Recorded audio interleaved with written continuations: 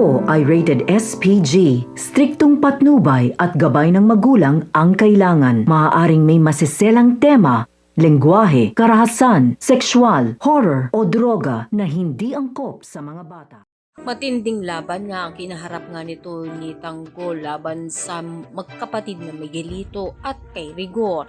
Dito nga ay mag-isang sinugod nito ni Tanggol itong mga kalaban nga niya upang matigil na nga ang panggugulo at ang kasamaan nga sa buong kamay nilaan. Natapos na nga napatumba na ni Tanggol itong sila Miguelito at Roberto at tuluyan na nga itong namaalam. Ngunit dumating si Rigor at nagkaharap nga muli silang dalawa.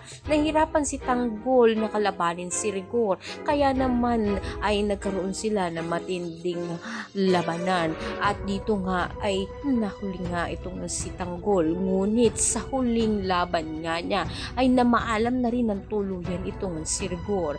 Gulat na gulat na makita nga nito ni Marites ang kanyang anak na nakandusay na duguan at halos wala ng buhay. Namaalam nga itong si Tanggol at tinuldukan niya na nga ang kasamaan sa kamay nilaan.